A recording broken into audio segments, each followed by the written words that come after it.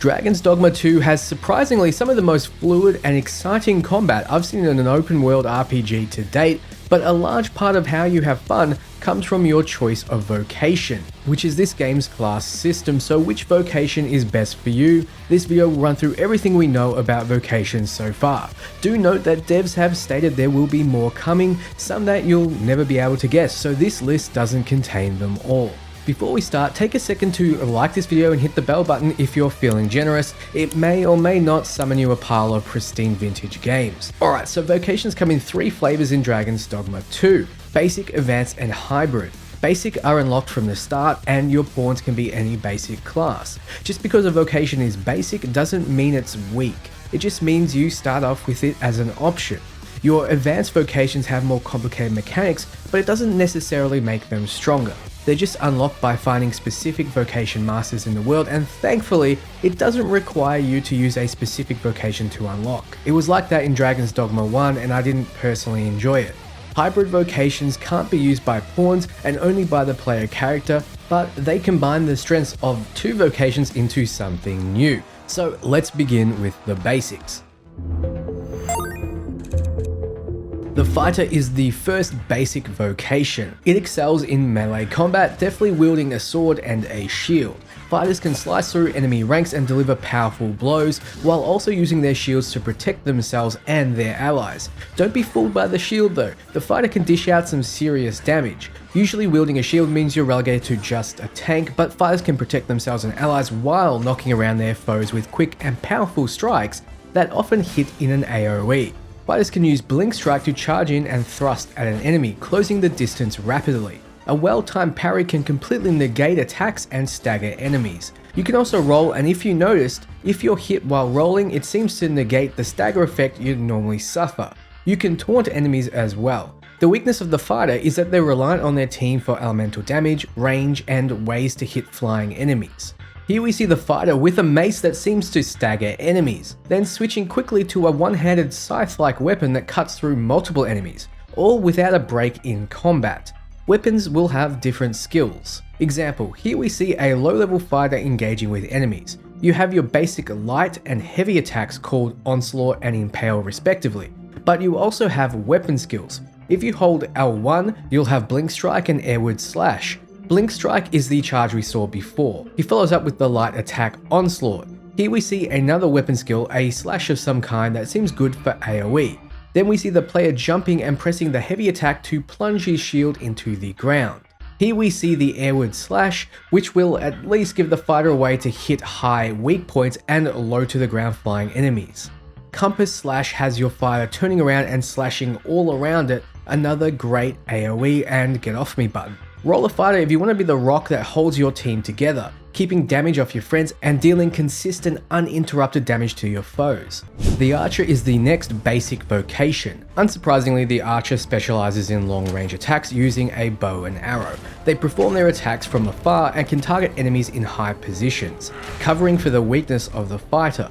This is the best vocation in hitting weak points and taking down flying enemies. They have a variety of arrow types and skills that can handle a lot of situations, as well as skills that can help them get out of melee range where they're the weakest. You have decent mobility as an archer, seen here sliding before following up with an arrow. You can also kick and vault backwards while firing an arrow, perfect for getting out of melee range but keeping the damage coming. You're nimble enough that you won't need to stay in melee long. R1 activates Steady Shot, which you hold down to draw an arrow and release to shoot. Fairly simple, whereas the light attack Noose is just a quick shot that doesn't require you to aim. Here we see the Dire Arrow skill. It can be charged and released for huge damage. He follows up with a Barrage Shot, which is 3 arrows fired in a row. Sweep Shot is up next, but it's fully blocked by the Goblin Shield. Sweep is great for trash mobs, but not so great against specialized physical attack blockers. Follow up with some Barrage and a Dire Arrow, which blows a goblin off the cliff. I should mention you can grab with any vocation, so I expect some Legolas against the Elephants moment when you're on top of big enemies. It only counts as one though. Another ability we've seen is a type of explosive arrow. Attach something to your arrowhead, fire it off, and it will lodge into an enemy. You can follow up with an attack to detonate it, hitting everything around. Unclear on what kind of arrow this is, but seems to be a darkness or poison of some kind. we have water or ice arrows which are being used rightly against some fiery enemies. It seems like when you use this evade-like aerial skill which propels you backwards, it fires off your currently loaded arrow as well, in this case, the water or ice arrow. You can jump, dive and fire off a volley of arrows which stagger enemies. Then we have what looks like dire arrow again, but with a twist. It takes a while to reach its peak, but when your character flashes, let it go for huge damage and stagger, fully interrupting a Minotaur's seemingly uninterruptible charge attack with a flashy earth explosion. Perhaps these were an earth-based elemental arrow. It goes without saying that pick the archer if you want to output some high damage to mostly single targets with precise strikes, while still being able to maneuver around the battlefield and hit at range. The third basic vocation is the Thief. The Thief attacks with deadly speed, dealing rapid and consecutive strikes with daggers in both hands, while exhibiting outstanding mobility.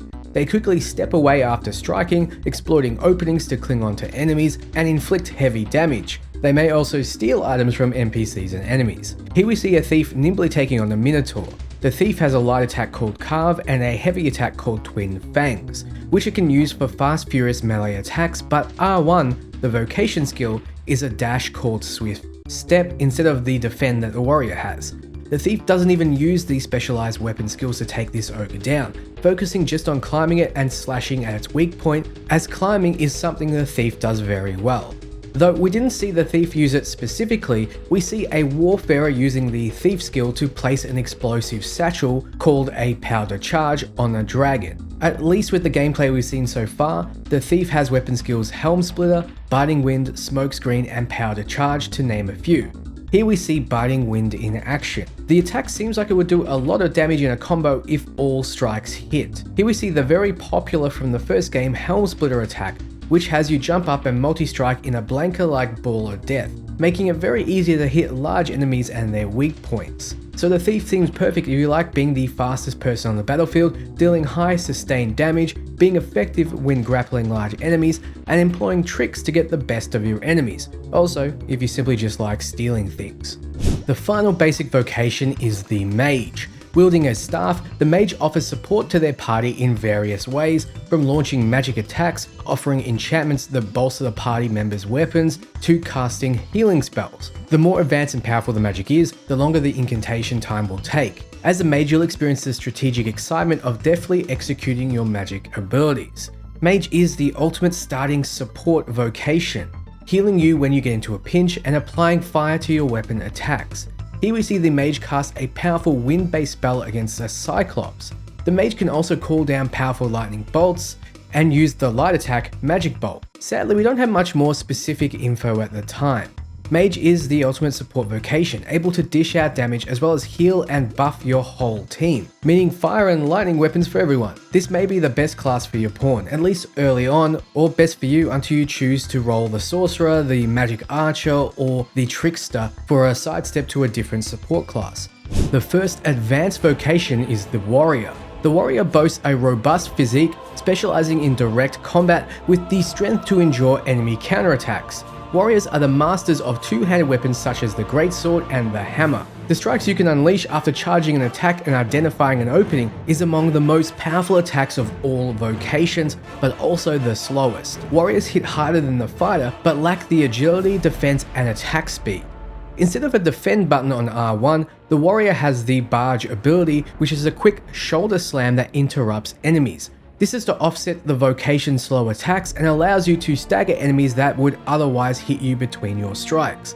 They have a light attack, Mighty Sweep, and a heavy, Stone Splitter. Most attacks can be charged for bigger damage at the cost of extra time taken to swing. We can see here the player charging his light attack, then following up with a barge, which knocks down the ogre. He then charges the Mighty Swing to do some major damage when the ogre's on the ground. Then he charges his weapon skill, Skyward Sunder. Notably, jumping then striking with a heavy attack will remove the long swing time and still do huge damage, so the player tries to utilize the cliff face a lot. Another jump and heavy attack lands right on the head of the enemy and grabs onto the beast without needing to use your grab.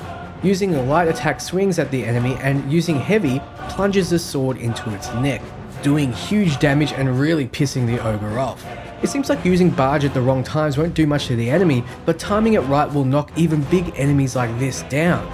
So this warrior has two weapon skills unlocked, Rending Sweep and Skyward Sunder, the latter of which he uses again to Shoryuken the Ogre. I foresee this ability being great at reaching weak points on tall enemies or hitting flying enemies out of reach. Like all warrior skills, it can be charged. It seems like you learn this vocation from Lennart, the swordsman who has long served the fortress village of Melv. This advanced vocation will be great for those who want to do huge damage and really play with the risk versus reward aspect of the game.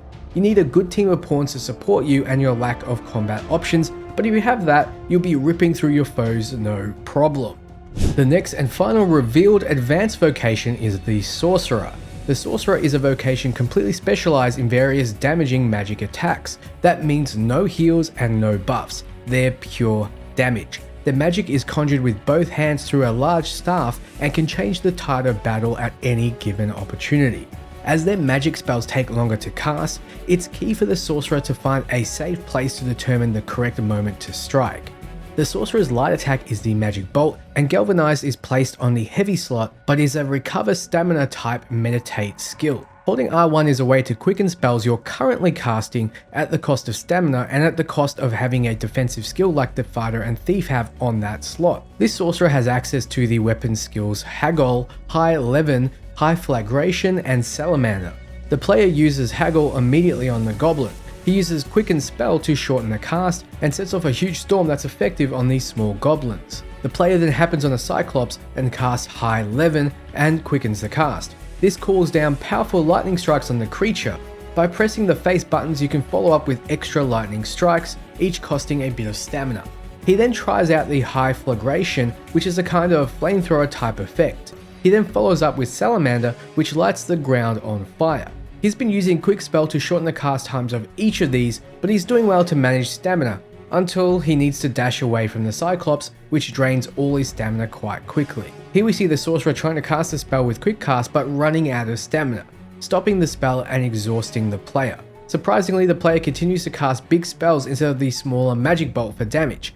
He finally uses Galvanize to get back stamina quickly. He then uses Levitate to grab onto the Cyclops' head and cast Magic Bolt to the face, which finally fells the creature. A huge ability is summoning a meteor on your enemies. Here we see you and your pawn casting the spell together. Casting a spell next to a magic wielding pawn will let you both reduce the cast time. The meteor comes down and strikes the enemy with a satisfying bang. Like the warrior, the Sorcerer has a lot of risk and reward. It's perfect for those who like big flashy spells that have even better effects. They're good at using the right elements to take down the right enemies but are slow and weak, so the right positioning is key with a few defensive pawns. As a hybrid vocation of Archer and Mage, the Magic Archer is available only to the Arisen. It excels at long-range combat with their magical arrows. In addition to attacking or healing, Magic Archers are also adept at supporting their allies. They can learn a custom skill that unleashes a devastating attack over a wide area in exchange for reducing their own maximum HP. Remember, you can't recover maximum HP without resting at an inn or a campsite, so you can't use potions or food. This means you definitely don't want to use this attack that often. Here we see the Magic Archer locking onto an enemy with their ability and unleashing a volley of magical arrows. We see a more powered up version against a Griffin who eventually succumbs to the onslaught. Here we see the Magic Archer using ranged magic to resurrect a fallen pawn and seemingly push back an enemy. We don't have much information on the Magic Archer yet, but if Dragon Dogma 1 is anything to go by, having magical arrows means you'll be able to handle any situation that comes up. So it's very clear, if you like ranged magic, archers supporting your team and being the commander of your squad, Magic Archer might be just for you. The Mystic Spearhand, a hybrid vocation of fighter and mage, available only to the Arisen, combines melee and magic, making him a well-balanced vocation that's effective from any range. The Mystic Spearhand is a master of their unique weapon, the Duro Spear. Using magic, they can paralyze enemies or hurl multiple objects at them. In action, the Mystic Spearhand dances around the battlefield like Prince Obram, using enchanted weapons to magically hurt enemies. A mix of magical and physical damage will mean those pesky magic or physically immune enemies won't be a problem for you. We see the vocation flashily spinning around its Duro Spear, then finishing off the attack with a slam, taking care of multiple wolves at once. We also see its maneuverability, as it fires off a bolt that paralyzes a wolf, then uses a blink strike-like ability, while finally finishing it off with an impale-like effect. When faced with a chimera, the mystic Spearhand doesn't flinch. It simply uses the force to pick up a wolf corpse and throw it at the beast, staggering it. He then leaps nimbly onto its head and starts attacking. It seems like you learn this vocation from Sigurd, a dragon hunter who is consumed by the extermination of dragonkind. Not much is known about this vocation except it seems very balanced, flashy, nimble with a lot of options. It's unclear how powerful it will be, but I'm sure it'll attract a lot of people, like me, to its potential. The next hybrid vocation, the Trickster, seems to be a combination of two unrevealed vocations, at least if their icon is anything to go by. This is the most unique vocation showed off so far. Thankfully, we have a ton of information on it thanks to IGN going hands-on with it for over an hour. They mentioned that the Trickster is a style of gameplay unlike anything that they've seen before in an open-world RPG. So the main point of difference with the Trickster is that they deal no direct damage. Their weapon of choice is a ceremonial censer. It doesn't hurt enemies, but it does draw a lot of aggro. So you'll be swinging this thing around to pull enemies to you, as well as use an ability, Suffocating Shroud, to hit all enemies in an AoE around you to draw all their aggro. Why do you want to do this? Well, you can make an effigy of yourself, a smoke clone, that enemies will perceive as you and will attack. You can place your clone next to a cliff to have enemies hurling themselves off, or you can kite enemies around while your pawns deal damage. My assumption is that these illusions feel real to your enemies in a Scarecrow from Batman type drug effect. As long as you keep aggro, your enemies will keep attacking your illusions. You can make a fake ledge that your enemies will see as real, only for them to hurdle off. The next skill creates a wall of smoke that you can see through, but your enemies can't. You can also exit your body and control a projection that you can freely fly around. This can be used for scouting, but can also call your clone to wherever it is, letting you set up points where your enemies will just throw themselves off cliffs or kill themselves. Using these skills together, IGN shows how you can scout an area, put a clone down off a cliff, set up a false floor, then use Suffocating Shroud to draw aggro to it. Then profit as your enemies all die. Another ability is Dragon's Delusion. It takes a while to cast, but it seemingly terrifies any enemy that sees it, making flying enemies fall to the ground and even stunning the larger enemies like ogres, letting you wail on them with impunity. This effect usually is only reserved for doing major damage to their weak points. So as you can imagine, the Trickster is a support vocation. They excel at buffing your team and having your pawns do the heavy lifting when it comes to damage. One buff they showed off was Aromatic Resurgence, which simply makes your team hit a lot harder. IGN state they had to make a mental note not to use this buff when recording, as the pawns would kill enemies too fast and they wouldn't be able to show off the Trickster's skills in action. This vocation is definitely on the difficult to master side. Naturally, these kinds of vocations will start off weak, but will be very powerful late in order to encourage people to play them. So if you like killing enemies in interesting ways, keeping your pawns safe but buffing them up like a minion master, this might be the vocation for you. It seems like you can learn to be a trickster from Luz, the Vermundian court oracle. She's currently in hiding out of fear for her life for speaking out against the false Arisen taking the throne. The Warfarer is a new vocation exclusive to the Arisen that can use every weapon and learn different skills from each vocation. By using diverse weapons, the Warfarer can respond to any situation and create combos that cross vocational boundaries, more on that soon. The Warfarer's lower base stats require them to utilize the situational strengths of the different weapon types to be on par with other vocations with specialized strengths. So you don't need to be a specific vocation to level up your stats, then switch to get the best benefit. When you switch, your stats will switch with you. Here we see their strengths in action. Seemingly carrying 3 weapon sets at a time, the Warfarer uses a staff or wand to set off a magical explosion, then switches to the Duro Spear to leap at the Drake and slash at its weak points. When staggered, the Warfarer switches to twin daggers, does some damage and places a powder charge on the back of the Drake's head, jumps off and detonates it, dealing major damage. Here we see the Warfarer again using one of 3 weapons, this time a bow attack to the Minotaur from range with seemingly a magic archer vocation skill. It then changes to the Warrior's giant two-handed sword to block the charge and follow up with a huge overhead swing which warps the air and staggers the beast. Switching back to the bow, he uses the vault-like ability to put some distance between him and the Minotaur and starts casting the magic arrow abilities again. Next we see the Warfarer casting that cool My Hero Academia style ice attack before switching to a warrior's sword, running up the path of the ice wall created, jumping off and slashing down with gravity for major damage against the Cyclops. So you can start to see how having access to all the abilities might manifest in powerful combos. So the Warfare is for those who want to have the most powerful options for every situation and have no issue using skill to overcome lower stats. I foresee this vocation being very strong at the end of the game. So those are all the revealed vocations at recording. What do you think? Did I miss anything? What will be your main? Let me know below. Be sure to do the typical YouTube stuff. Takes a second and helps me a lot. For everything RPG, you're in the right place. Ciao friends.